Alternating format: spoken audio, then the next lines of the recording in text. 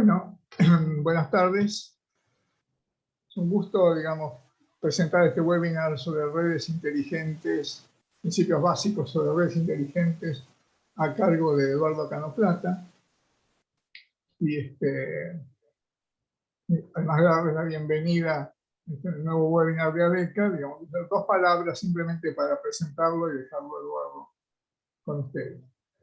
Cano Plata es ingeniero electricista de la Facultad de Ingeniería de la Universidad Nacional de Colombia, en Manizales. Ha hecho cursos de especialización, también es especialista en ingeniería eléctrica en la parte de distribución, es especialista también en temas de transitorios electromagnéticos, y finalmente tiene un doctorado que obtuvo con la Universidad de Buenos Aires en el año 2006. Eso, desde ahí ha quedado una relación permanente establecida entre la gente del Grupo de Electrónica de Potencia en Buenos Aires y el grupo de Cano Plata, que dirige un laboratorio en calidad de energía eléctrica y electrónica de potencia en Colombia, y además es profesor titular de esa universidad. Y eso ha dejado una relación sólida y permanente, con la cual permanentemente, digamos, o frecuentemente tenemos la presencia de Eduardo en la Argentina. Podemos citar distintas actividades en las que ha participado. Cursos de posgrado en temas de calidad, calidad de potencia, calidad de servicio, energía eléctrica, transitorios electromagnética. Tiene varios libros publicados también en estos temas de calidad, puesta a tierra, modelado de redes eléctricas, modelado con ATP, y una serie de trabajos muy interesantes en el tema de hornos de arco eléctrico. Pero no es, digamos, aparte de todos estos antecedentes académicos, no es solo una persona de las aulas y de los libros, digamos, tiene una actividad profesional relevante en una serie de proyectos de ingeniería eléctrica y como asesor en distintas empresas en estos temas. Entre otros antecedentes, también podríamos citar que además de los libros ha dirigido una serie importante de tesis de maestría y doctorado, y ha participado, digamos, en varios de estos temas de vinculación entre universidades en Colombia y universidades en la Argentina. Bueno, yo creo que ya con eso... Yo te agradezco mucho, Carlos, la invitación que me has hecho, y muchas gracias por la presentación. A todos les voy a decir buenas tardes ya en Argentina, ya es horario tirando a la noche. Muchas gracias por la presentación, profesor Carlos. Y bueno, estoy entonces acá, quedan entonces con Cano Plata. Gracias. Estoy acá entonces invitado a darles una conversación sobre las redes inteligentes, los principios básicos, y voy a comenzar con un grupo de definiciones. El temario que les he preparado es el siguiente. A ver, que no me quiere... Hasta. Vamos a hacer unas definiciones que nos permitan brindarnos caminos hacia eso que fueron los antecedentes de este concepto. Luego voy a pasar por lo que es el mapa de ruta que se han delineado a partir de los antecedentes, y finalmente voy a mostrar algunas investigaciones que ha tenido el grupo de redes de distribución y potencia en esta temática. Hablar de redes inteligentes nos lleva a algunos fenómenos que ocurrieron en los Estados Unidos comenzando este milenio. En Estados Unidos se hizo la apertura a mercado spot hacia el año de 1998, y luego entonces tenían un ejercicio de eliminación de topes de los precios al por mayor en el año 2000. El problema que se tenía es que para esa misma fecha todavía se tenían límites en los precios al por menor, y entonces los precios de la energía comenzaron a subir hacia el mes de mayo del año 2000. Esto trajo entonces una serie de problemas, entre otros los apagones continuos, que en junio del 2000 se dieron hasta más o menos hasta el año de 2001, en mayo. Esto llevaba entonces a una serie de afectaciones. Dentro de esa afectación se vio un grupo de usuarios por encima de 1.5 millones de clientes afectados. Esto llevó a la declaración del estado de emergencia en el estado de California y que centrarse en la tarea de resolver este problema de los precios al por mayor y los topes del precio por menor, para poder hacer la compra de energía a unas tasas de mercado y poder hacer financiación desde el punto de vista de las deudas a largo plazo. Problema económico y energético que hizo que se tuviese tanto la crisis en California como después una especie de caída. Cuando uno está viendo esta caída, se le parece muchísimo a una caída de juego de dominó. Y aparecieron entonces ya afectaciones más o menos a un grupo de 50 millones de habitantes, tanto en Michigan como en Indiana, Ohio, Pensilvania, Vermont, Connecticut, Ontario. Así las cosas, entonces se generaron dos grupos importantes. Lo primero es que la Comisión Federal de Energía, que regula todo el sistema, la FERC, y el Consejo Norteamericano de Confiabilidad de Energía Eléctrica, la NERC, son los elementos sobre los cuales se fundamentará el concepto de la red inteligente. Entonces hubo una política energética tratando de afrontar la crisis que llevó a la Organización Nacional de Confiabilidad, la ERO, a que formulase y certificase a la FERC en el año 2006. Y esto permite entonces dar pautas desde la NER y que se conviertan después en la norma técnica o en el estándar con el que se debe trabajar. Así las cosas, se le dio orden a ese sistema que tenía esa política que estaba entrando en el mercado del pago instantáneo. Entonces la ley le dio toda la fuerza a NER para poder exigir sanciones económicas para todas aquellas entidades que operen en el incumplimiento de la normativa que ellos estaban redactando. Así las cosas, en el año 2007, el Congreso de los Estados Unidos aprobó por la firma del presidente el título 13 de la Ley de Independencia de Energía y de Seguridad. Eso es la IESA del año 2007. Así las cosas, tenemos a América del Norte, que hace su definición en dos partes. Por un lado, el Departamento de Energía y por el otro, el Instituto de Investigación de Energía Eléctrica, el EPRI. Y las definiciones que tenemos de redes inteligentes son las siguientes. La primera es que es dada por el Departamento de Energía, que dice que la red en el año 2030 prevé ser una red de suministro de energía totalmente automatizada, que supervisa y controla cada cliente y nodo, asegurando un flujo bidireccional de información y de electricidad entre la central y la carga y todos los puntos intermedios. Cuando hablamos entre central y carga, pues estamos hablando de transmisión, subtransmisión, distribución, como puntos intermedios. Esto es entonces la definición que da en esa versión. Y la segunda definición nos la está presentando el EPRI. Y EPRI dice que el término Smart Grid se refiere a una modernización del sistema de suministro de electricidad que lo monitorea, protege y optimiza de forma automática en cuanto a los elementos de funcionamiento interconectados desde el generador central y distribuido a través de la red de alta tensión. Y además del sistema de distribución y a los usuarios industriales y al sistema de automatización de edificios.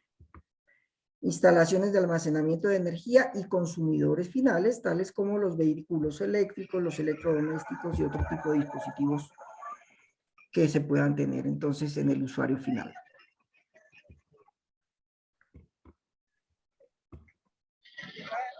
Entonces, ¿qué es?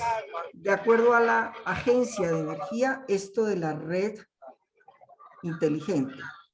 La Agencia Internacional de Energía, después de ver estas definiciones de los Estados Unidos, replantea el concepto y dice que una red inteligente es una red eléctrica que utiliza tecnologías digitales y otras tecnologías avanzadas para supervisar y gestionar el transporte de electricidad en todas las fuentes de generación para satisfacer las diferentes demandas de electricidad de los usuarios finales. Es decir, la definición de agencia de energía nos está mostrando un esquema corto y claro en el que está diciendo, tenemos la red de potencia y a la red de potencia le superponemos una red de comunicaciones, de tal manera que podamos usar toda la tecnología digital para poder interconectar todos los componentes a un gran sistema de comunicaciones y del sistema de comunicaciones a un gran sistema de supervisión y control. Entonces, las redes inteligentes coordinan la necesidad y la capacidad de todos los generadores, de los operadores de red, de los usuarios finales, de tal manera que podemos entonces hacer la maximización de la confiabilidad, de la resiliencia y de la estabilidad del sistema. Esto nos da paso entonces a pensar en los efectos de esta definición como que nos permite plantearnos una ruta de trabajo y que esta ruta de trabajo, si nos vamos a proyectar 30 años adelante o hacia el 2030, específicamente no serían 30 años, perdón, son solamente 9, estamos hablando entonces de que incluimos la transmisión y el sistema de distribución y los interfaces con generación y almacenamiento en la idea clara de mejorar las regiones del planeta en el sistema eléctrico. Algunas van a hacerlo más rápido que otras, eso es heterogéneo, nuestro sistema político lo marca. Tenemos países muy desarrollados, subdesarrollados y en el medio países que se pueden decir que son de nivel de clase media, digamos, como le pasa a algunos países latinoamericanos, incluyendo la Argentina, a México y a Brasil, que hacen parte del grupo del G20. Esto muestra entonces que en el pasado teníamos un sistema de generación, de subtransmisión, transmisión, y el usuario final, usuario ¿Este para Centenario todo? comercial, residencial, y aparece entonces un operador que lo está gestionando a través de un teléfono básico. Actualmente tenemos el sistema de generación, el sistema de distribución y la conectividad en nuestra infraestructura va en el sistema de transmisión y transmisión y en el sistema de generación a través de una red de comunicaciones. Transmisión de control, el centro de control y el centro de distribución. Y por último, el futuro que se prevé es que vamos a aumentar la capacidad de cómputo y la capacidad del nivel de inteligencia del sistema. Vamos a tener sistemas de generación en el que tenemos un componente importante de generación renovable. Vamos a tener el tema de la subestación altamente inteligente, con un nivel de comunicación bastante denso y que permita entonces administrar bastante información.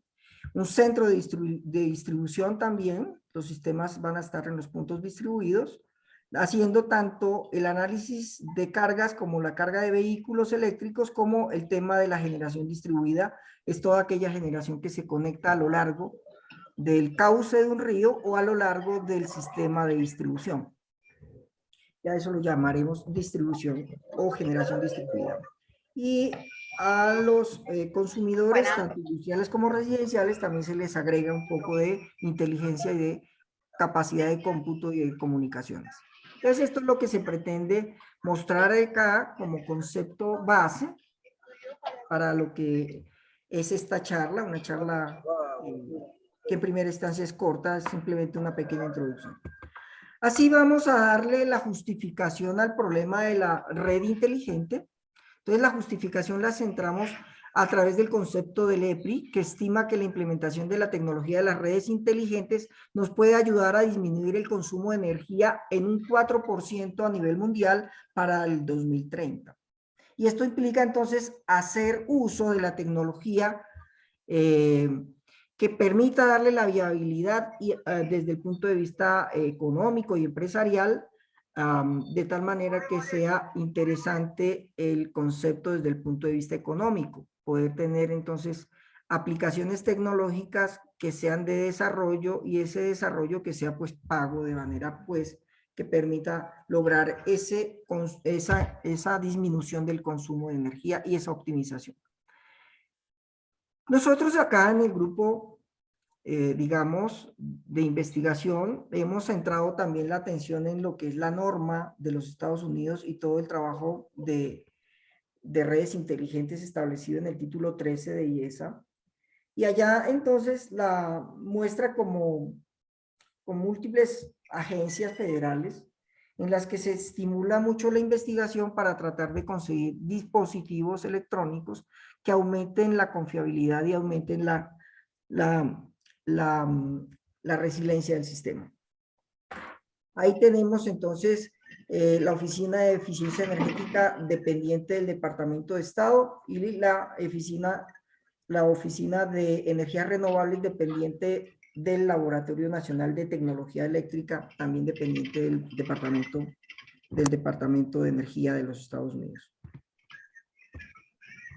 Colombia hizo un esfuerzo en el año 2016, tanto con sus empresarios como con el gobierno. Consiguió asesoría por parte de una comisión de Corea del Sur. Ellos vinieron y nos hicieron un estudio, y de ese estudio tenemos un mapa de ruta que ustedes lo podrían mirar. Se los voy a dejar en el chat para que vean cuáles son los progresos que ha tenido el país al respecto de este mapa de ruta que se ha generado a través de la comisión de coreanos que vino a darnos la asesoría al respecto de nuestra red. Lo que nos plantea básicamente la comunidad internacional es que miremos el sistema de generación, de transmisión, de distribución, el tema de los industriales, el tema de servicios y las residenciales, con la idea de hacer todo el tema de la interconectividad, dado que el primer punto es poder tener una cobertura precisa de este sistema, y eso nos lleva a hacer monitoreo y control de área amplia. Es la primera temática que abordamos dentro de lo que es el concepto de la red colombiana, buscando lo que es la red inteligente. Luego tenemos la integración de tecnologías de la información y de la comunicación en todo nuestro sistema. Y esto nos lleva a pensar en la transmisión, en aplicaciones de mejora de la transmisión. Y eso existe un concepto que Hirogani en el año de 1998 lo planteó en una de las revistas de la IEEE. Él planteó el concepto de FACS, que es el acrónimo de Flexible AC Transmission Systems, y involucra toda la electrónica de potencia y la tecnología de las comunicaciones para hacer flexible el sistema de transmisión y hacer que la energía pueda fluir en cualquiera de los sentidos del sistema de transmisión. Luego viene el concepto de los Consumer Power, que fue introducido hacia el año 2002 por la comunidad internacional también, por la IEEE. Y aquí se habla de aplicaciones de mejora en la distribución del sistema de distribución de energía. Implica tener infraestructura de medición avanzada, dispositivos que sean inteligentes midiendo la energía eléctrica y considerando acciones de control para llevar esos datos a la subestación de energía eléctrica, y nos va orientando en cómo ir creando una infraestructura de carga de vehículos eléctricos. El sistema del lado del cliente es un sistema que se debe mantener oportunamente automatizado para que el cliente sepa en tiempo real cuándo le están faltando a la energía o cuándo la energía se le está entregando y qué cambios tiene en el precio de energía. Y así poder él hacer su planeamiento de una manera mucho más acertada. Al respecto de estos temas, acá en Colombia, en Manizales, en el grupo de redes de distribución y potencia, hemos hecho algunas investigaciones. En lo que tiene que ver con monitoreo y control de área amplia, voy a hablar un poco primero desde lo que fue ver el concepto en manos del profesor Chakis Meliopoulos en Georgia Tech. Él introduce unos conceptos de generalización de la protección, pero antes muestra cómo fue el manejo histórico del sincronofasor.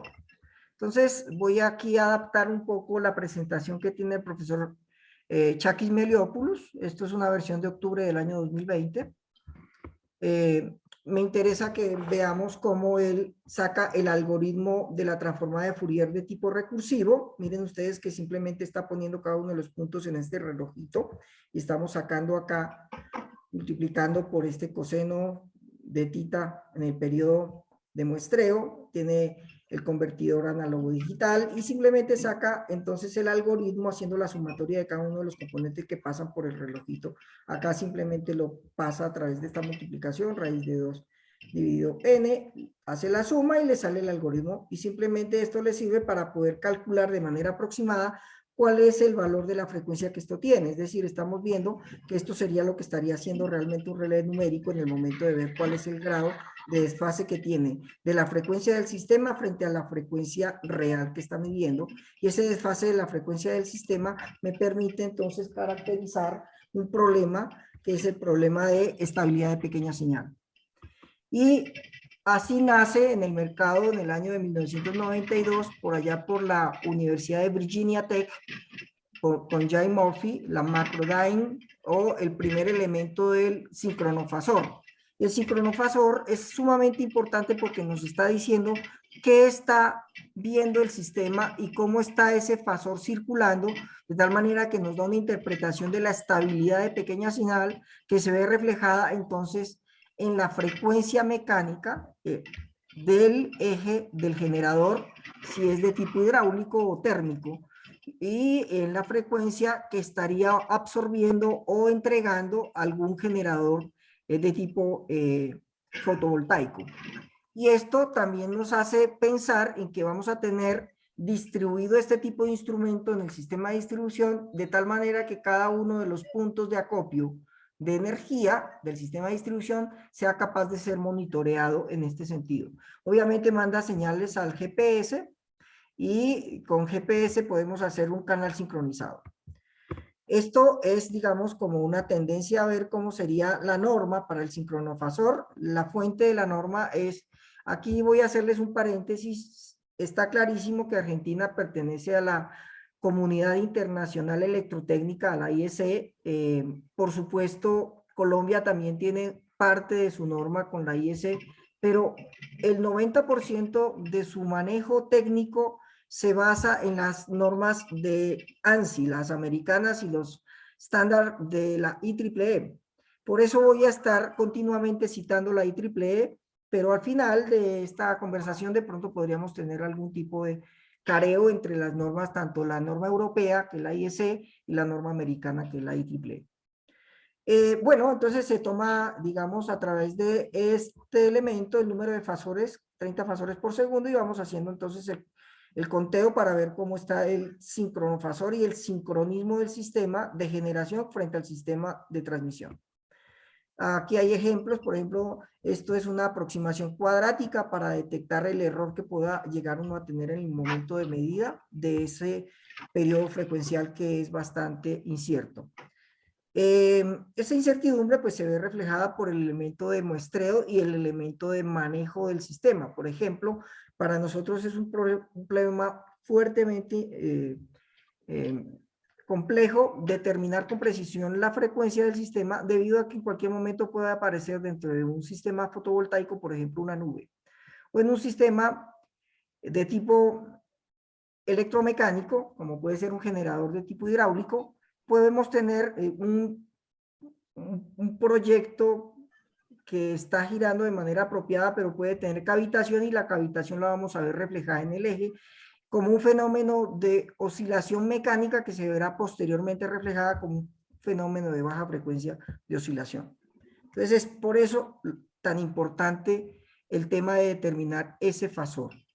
Por el otro lado, también hay que determinar el comportamiento del sistema de puesta a tierra, porque el sistema de puesta a tierra podría estar distribuido en la red de transmisión, pero tanto la puesta a tierra en el punto de generación puede ser algo diferente a la puesta a tierra en el punto de transmisión. Con lo cual, cuando ocurre un fallo, como es este caso de un fallo de tipo monofásico, podemos tener entonces un desequilibrio de fases y el desequilibrio pues nos va a mostrar entonces un coeficiente de puesta a tierra que es el que nos va a determinar qué tanto daño puede estar sufriendo el sistema.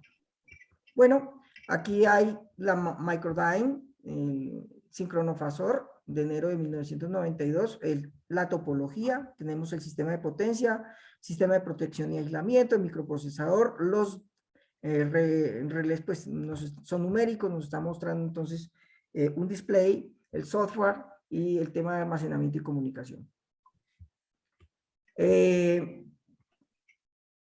Pues está en el mercado hace tiempo, pero es la fundamentación con la cual nosotros construimos una próxima charla, que es la charla de la aplicación de los relés en el sistema de las redes inteligentes. Ahora bien, quiero hablarles un poco de esa integración de la tecnología de la información y las comunicaciones a través de una tesis que se hizo hace poco acá en Manizales. Esto fue el primer semestre de este año. Nuestra estudiante Ana Isabel Narváez Villota hizo una estrategia de conectividad para sus aplicaciones basadas en tecnología Ethernet. Ella pues muestra un poco el problema. Por un lado tenemos, esto ha sido un grupo de trabajo, por eso siempre cito tanto a los estudiantes como a los profesores involucrados.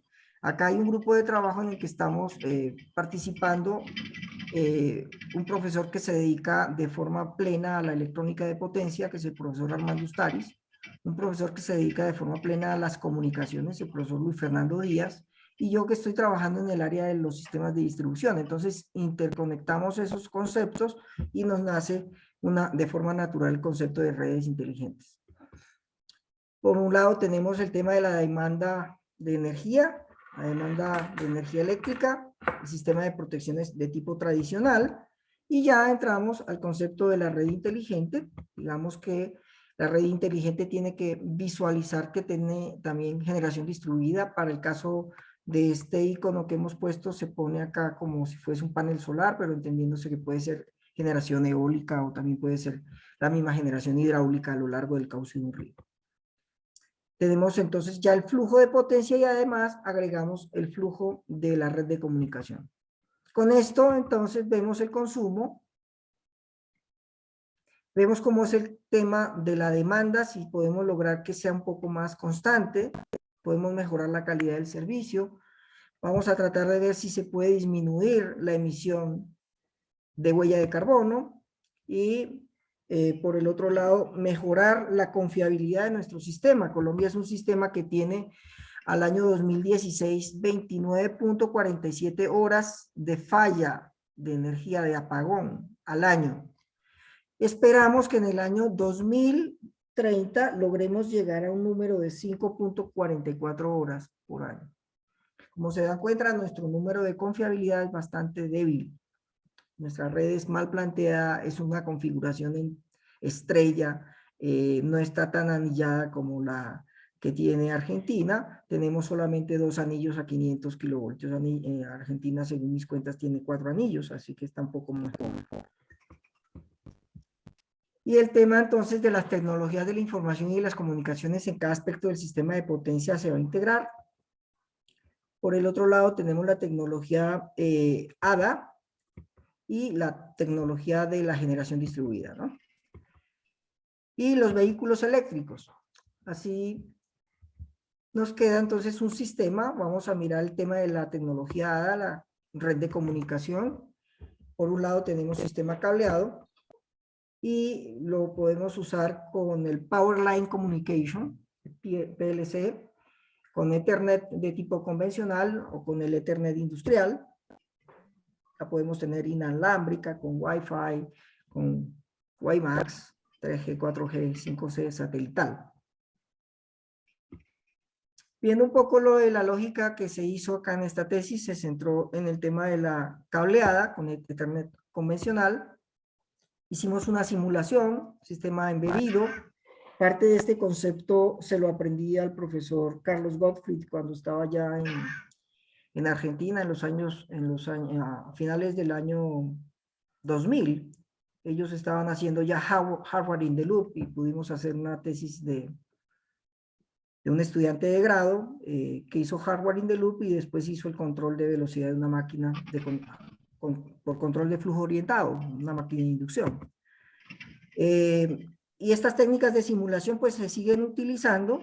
El simulador en tiempo real nos permite entonces tener diversas condiciones del sistema y con eso podemos entonces integrarlo a los componentes del sistema que llamamos inteligentes. Podemos hacer una cosimulación para tener las técnicas adicionales de sincronización y el tema que les decía del hardware in the loop y la ausencia de estrategias que determinen la inclusión de redes de comunicaciones y meter también sistemas de potencia en hardware in the loop para poder tener la red eléctrica simulada con equipos reales conectados a esa red y poder generar el lazo de control.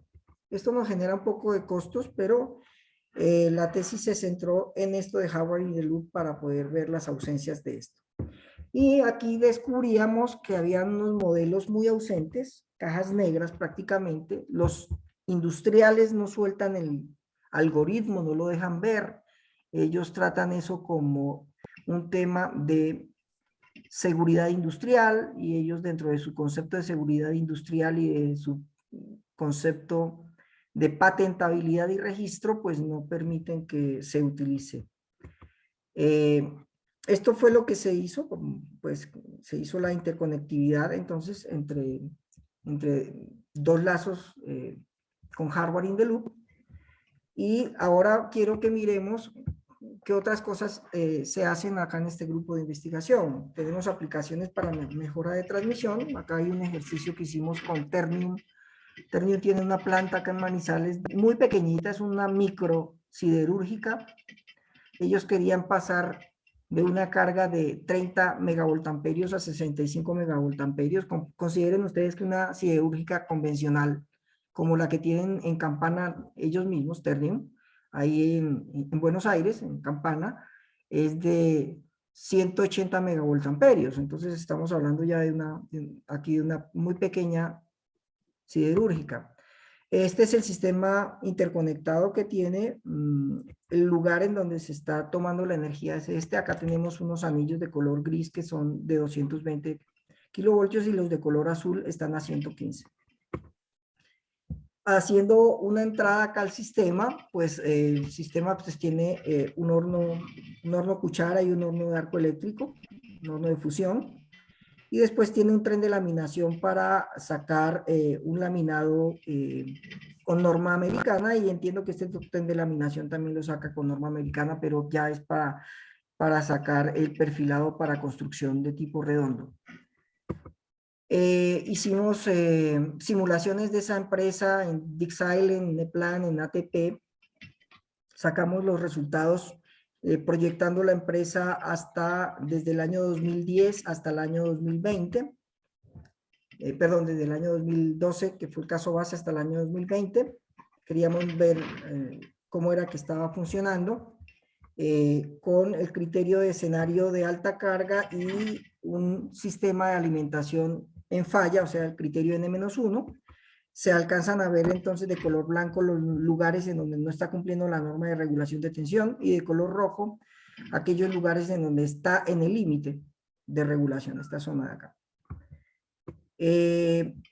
Vimos todos los puntos en la simulación y esto nos dio origen a este concepto de investigación y fue ver cómo podíamos hacer un estudio de un alimentador universal de potencia eléctrica que pueda ser adaptado a esa siderúrgica y pueda permitirnos la integración. Entonces, vimos el problema. Esta presentación está de acuerdo a cómo se la llevamos a Estados Unidos a la IEEE, en Industrial Application Society, en el Annual Meeting.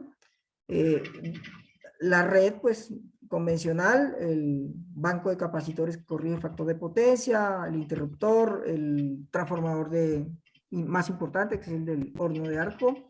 Tenemos los brazos, los cables, el controlador, los electrodos, la hornalla, y ahí hacemos el arco. Y en el momento de hacer todo esto, la equipotencialidad con el sistema de puesta a tierra. Por supuesto, lo que queríamos ver es qué ocurre inicialmente con el fenómeno introduciendo un sistema como este que estamos viendo, que es un dispositivo electrónico, electrónica de potencia, que permite el trabajo bidireccional de potencia, tanto para la corrección de armónicos como para la corrección de desbalance, y por eso tiene este componente de tensión armónica en serie con este en paralelo que es de inyección de corriente. Acá muestro en dónde se estaba pensando ubicar. Dentro de la siderúrgica se ponía en la hornalla del horno, en el transformador principal del horno de arco eléctrico. Hicimos una solución por, pues, programación dinámica típica para buscar la optimización. Cargábamos los archivos, el tema del tap to tap lo empezábamos a medir desde la recarga de la hornalla con lo que es el material que va a convertirse después en acero. Normalmente se usa chatarra.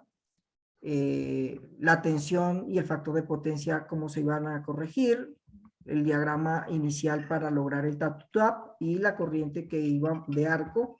Preguntaba si la potencia era menor que la potencia máxima que podía permitir el sistema, y la estabilidad del control del arco, porque el control del arco se hace con una técnica que la maneja la General Electric, en una técnica en la que simplemente se centra en la longitud del arco y la longitud del electrodo, y por eso manda la acción de control sobre el electrodo en el momento en que se desajusta, o la acción de control en la tensión en los taps de intercambio bajo carga. Pero nosotros queríamos ver si con el regulador que estábamos montando podíamos lograr hacer esas dos acciones directamente desde la transferencia de calor. Logramos ver los pasos y los tiempos que nos obligaba a cuantificar dentro del algoritmo, y así lográbamos hacer un criterio de optimización por programación dinámica. Esto nos definía un tiempo de manejo y un tiempo de visualización para poder observarlo. Hicimos el montaje con hardware in the loop muy pequeñito, una simulación. En ese estado estamos, porque ya cuando queremos llevarlo a la vida real, pues los números no los hemos podido conseguir de financiación. La empresa ha estado con otros proyectos y no ha querido invertir en esto, pero estábamos a la espera de que en cualquier momento ellos decidan pues entrar en el proyecto. Aquí hay simplemente una solución factible del problema. Estoy viendo acá cómo es el diagrama circular potencia, tensión y arco, y aquí estoy sacando entonces el camino que voy a seguir para obtener entonces con este diagrama cuál es el criterio de control que voy a ejercer. Y con el criterio de control pues lo llevamos a una mesa, que es una mesa que tenemos acá en el laboratorio. Hicimos la simulación, como les decía, en hardware in the loop. Incluimos el convertidor e inyectamos todo el concepto en los bloques de MATLAB y el control DEX de una tarjeta de SPICE, combinada una tarjeta tipo 1006 con una tarjeta tipo 1004. Aquí más o menos estamos mostrando cómo estábamos haciendo la acción. Acá una foto de la micro central que les estoy diciendo, de la micro siderúrgica. Las acciones de control y la estabilidad que nos va ocasionando el arco. Ustedes lo ven acá con una flecha de color rojo, y aquí está el algoritmo midiendo, y con eso vamos visualizando para cada uno de los puntos cómo se va comportando, y vamos haciendo el trayecto y el seguimiento al arco como lo van observando ahí. Esto nos permite llegar entonces a las acciones de visualización y del control. Por un lado usamos la teoría de control del profesor Akagi, que la aumentó o la amplió el profesor Mauricio Aredes en Brasil, que es la teoría de potencia instantánea. Hicimos nuestro algoritmo y agregamos una nueva teoría, que es una teoría de tensor de potencia instantánea, que el profesor Hernán Taca, que pues es mi mentor en Buenos Aires, ayudó a codirigir acá en Manizales esta tesis con esta técnica. Acá tenemos entonces los elementos que se están midiendo, la de SPICE por un lado y por el otro lado la integración en esa mesa con electrónica de potencia, y los resultados que estábamos observando. Finalmente hicimos un marco comparativo de las estrategias de control, y con esas estrategias de control nos llevamos pues a la tranquilidad de que es viable el proyecto, y estos serían los resultados que esperaríamos en la red de potencia. Sería una recuperación en un tiempo muy corto. Estaríamos tomando un sistema que se estaría recuperando aproximadamente en 8 ciclos, y ya llega a la estabilidad en esta zona. Digamos que esto se usó con programación dinámica, quedó probado un dispositivo de electrónica de potencia que se usa en redes de transmisión al nivel de subtransmisión y distribución para corregir y permitir una mejor transferencia de energía a una siderúrgica.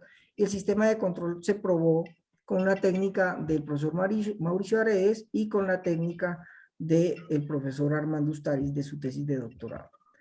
Hay unos trabajos al futuro y uno de ellos es tratar de ver qué ocurre si la alimentación en el horno se hace ahora de forma continua y no se hace por cargas en pedazos de tiempo, sino que se alimenta de forma continua y cuando se tenga toda la hornalla con toda la colada completa, pues hacer el vaciado a la máquina de colada continua y de ahí pues volver a hacer la recarga de manera continua. Es un ejercicio para esta empresa y pues ahí está en este momento como trabajo futuro. Otro proyecto que se hizo acá tiene que ver con el método de medida avanzada. Y acá entonces nos centramos en un instrumento de tipo no invasivo para hacer el diagnóstico de transformadores. Este proyecto dio origen a una patente, que es este dispositivo que se ha inventado a partir de la propagación electromagnética del transformador. Podemos visualizar el tipo de problemas que podría tener ese transformador siempre y cuando sea un transformador refrigerado en aceite. Obvio, ya se ha avanzado mucho en los transformadores de tipo seco, pero Colombia es un país que tiene un parque de transformadores que todavía no ha tenido la reposición de ese activo. Entonces ese problema de reposición de activo y de mejora de ese transformador es muy costoso para hacerlo de fondo. La Comisión de Regulación de Energía y Gas ha sacado unas normas del año 2018 para poder incentivar la reposición y seguramente en un futuro, en los próximos 10 o 15 años, tengamos un parque diferente, pero lo que hoy se tiene refrigerado por aceite. Y otro problema es que el transformador de distribución es muy costoso para hacerle el mantenimiento. Si yo le tengo que hacer mantenimiento, tengo que llevar cuadrilla, desconectarlo. Entonces lo que suele hacer la empresa de distribución colombiana es trabajarlo a la falla. El día que falla va y se cambia por otro nuevo y listo. Eso le sale mucho más económico. Ahora, nosotros lo que pensábamos con esta idea es comprobar que este instrumento que se desarrolló en Manizales podía ser utilizado con la empresa operadora en Bogotá, que es Codensa, una filial de NESA de España, ¿no? Creo que Edenor y Edesur eran también españolas, no sé ahora en manos de quién están esas dos empresas en Buenos Aires. Acá tenemos entonces lo que hicimos en el laboratorio. En el laboratorio hicimos ensayos para visualizar la degradación y llevamos a la falla 15 transformadores de distribución y también hicimos pruebas tanto en el laboratorio de ensayos de alta tensión como en el laboratorio de electrónica de potencia.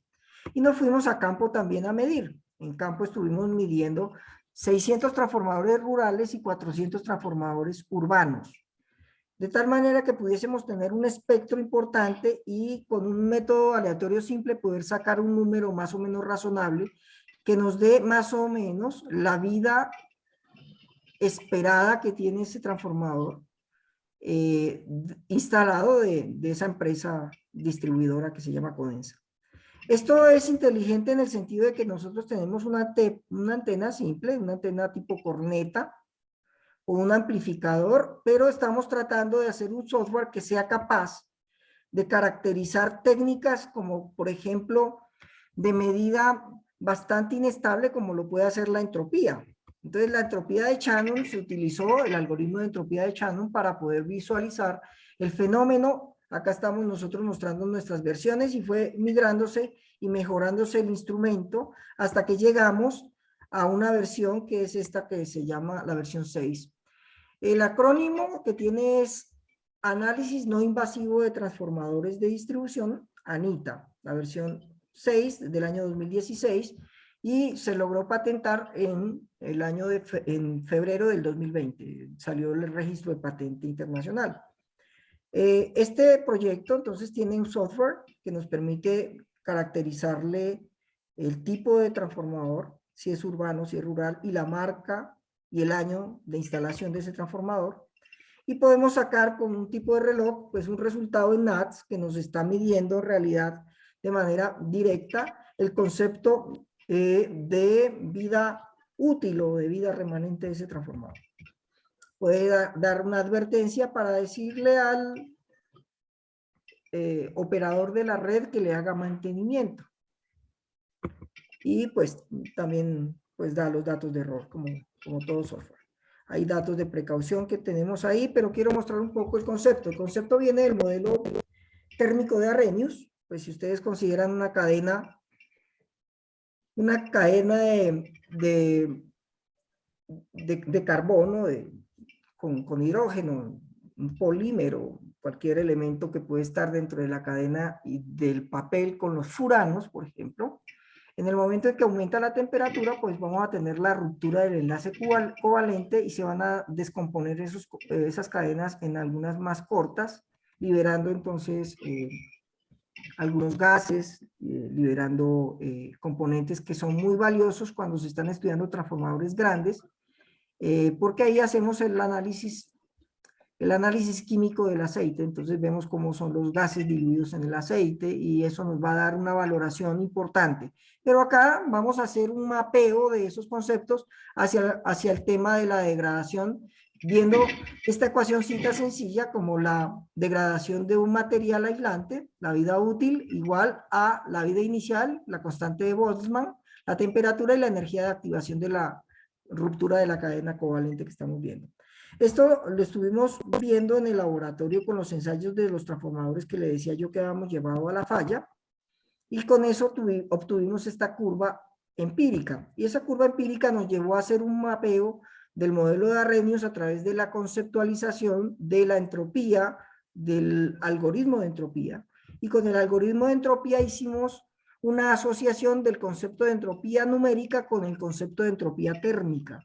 Y eso nos permitió entonces hacer una estimación de la vida remanente de un transformador a través de esta ecuación que se está observando acá, que es semiempírica.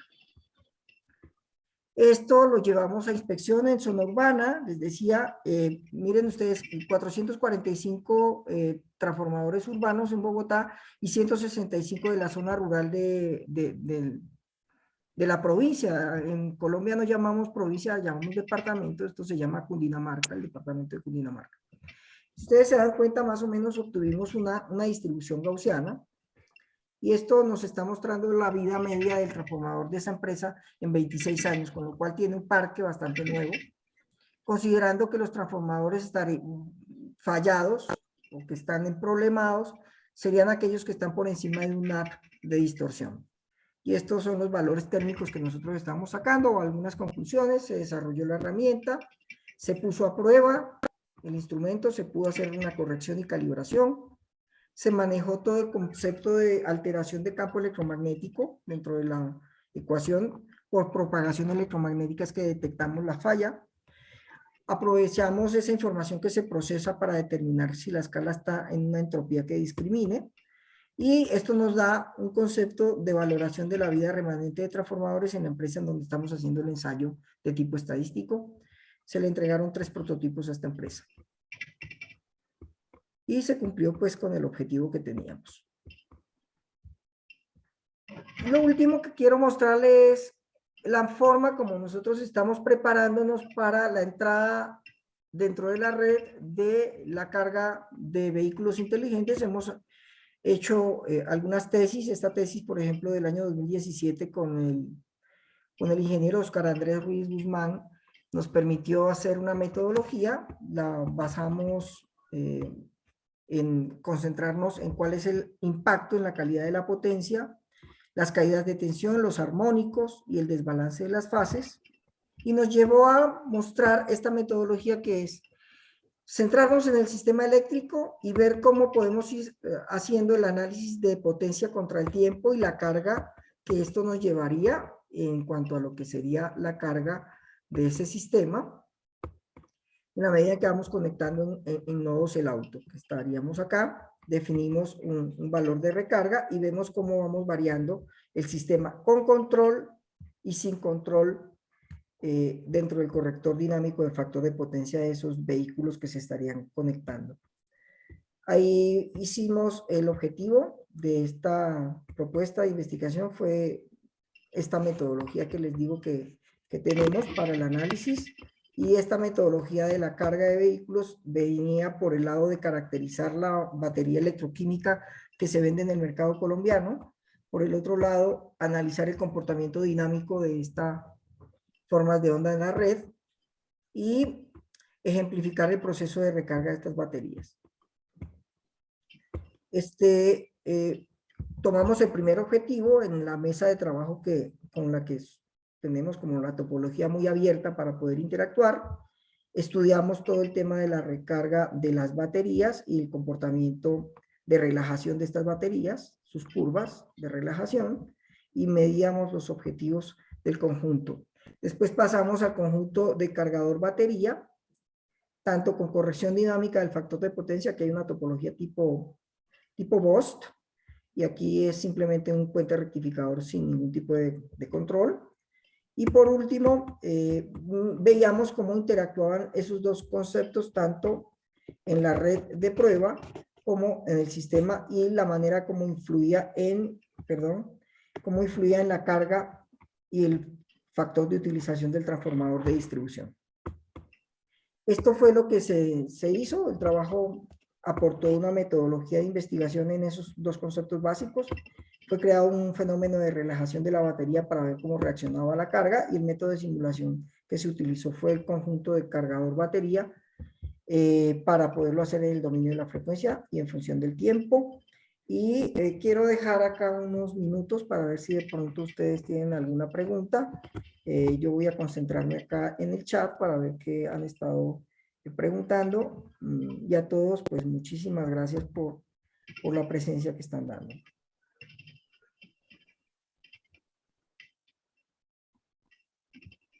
Entonces,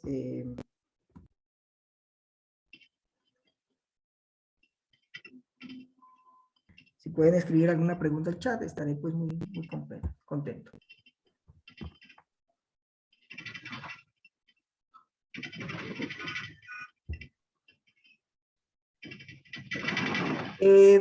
Entendemos que Colombia lleva algunos años con esta tarea de las redes. La pregunta que hacen es que otras regiones están trabajando con este tema de redes inteligentes. Como les decía, desde el año 2016 tenemos como un mapa de ruta. También entiendo que lo está haciendo México, porque México, pues por su relación íntima con los Estados Unidos y con Canadá se ve afectado en la normativa, porque la normativa aplica también para México por el Tratado de Libre Comercio. Y entiendo también que Chile tiene un esquema parecido.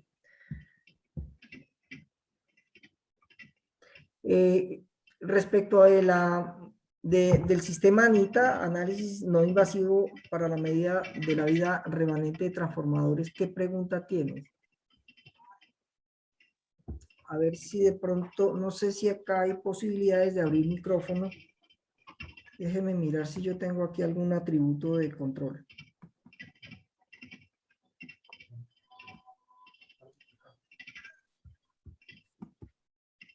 ¿Permiso? Sí, escucho entonces. Sí, ¿qué parámetros mide el sistema ANITA? Sí, él está midiendo la onda electromagnética radiada por el transformador. Entonces, estamos midiendo a nivel de microondas, y lo que hacemos es descomponer esa señal que envía el transformador y convertirla entonces a este sistema que hemos tratado de adaptar de la entropía de la señal con la entropía térmica. Ah, o sea que ustedes modelaron la señal Sí, modelamos electromagnética. la señal. En realidad no hicimos un modelo de la señal, sino que hicimos un análisis estadístico de todos los ensayos, ¿no? Para ver cómo se comportaba frente a los ensayos la señal y qué relación tenía con el deterioro del aislante del transformador, entendiendo todo el sistema de aislante. Tanto la parte de refrigeración usualmente está compuesta por aceite, y el aislante como tal, que es el papel de los devanados del transformador. Ok, perfecto. Muchas gracias. Bueno, mucho gusto.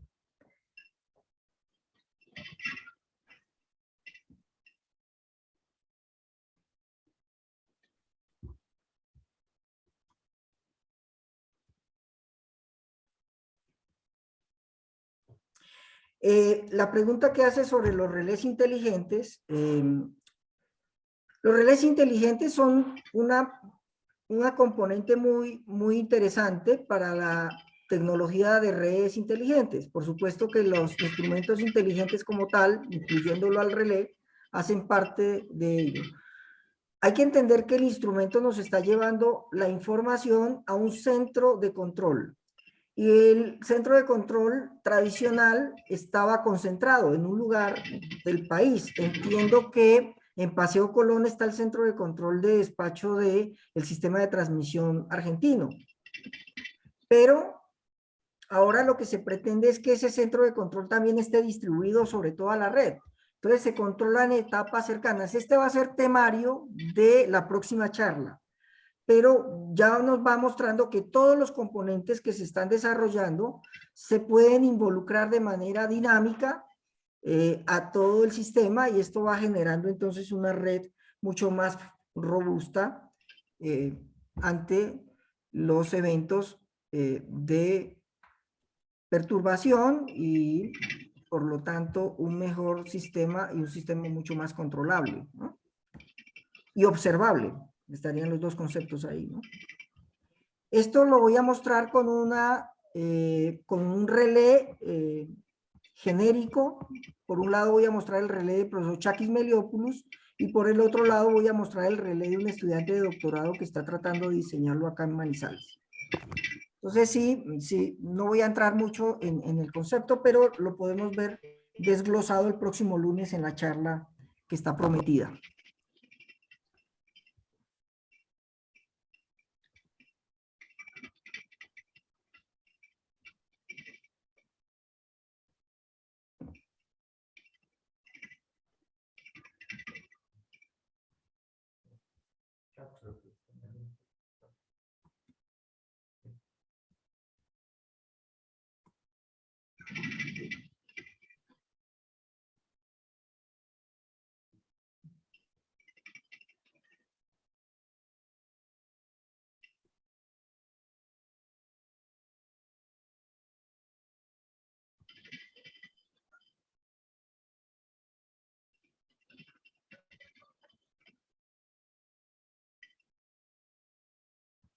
Bueno, en este momento, como les decía, el software Anita tiene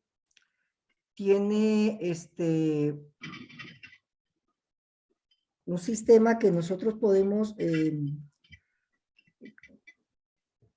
digamos, como entregar. Nosotros no somos una universidad que se dedica al diseño de equipos. Esto fue patentado y está, por supuesto, en manos de la universidad, digamos, los derechos patrimoniales. Los derechos patrimoniales, nosotros como inventores solamente tenemos unos, digamos, derechos morales.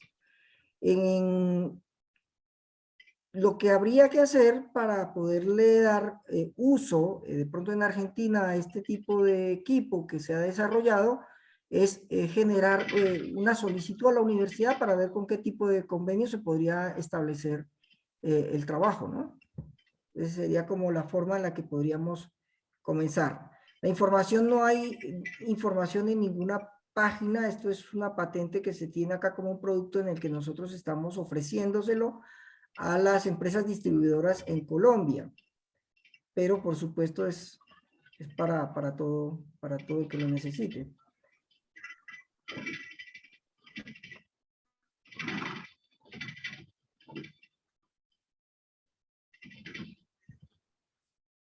Muy bien.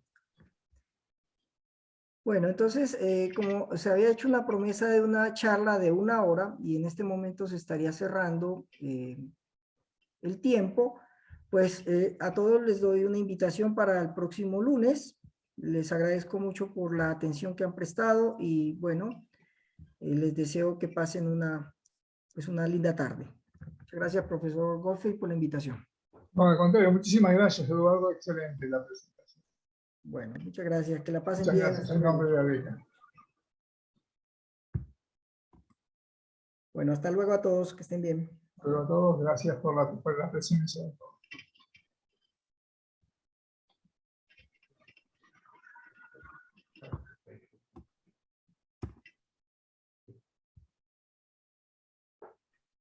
No, el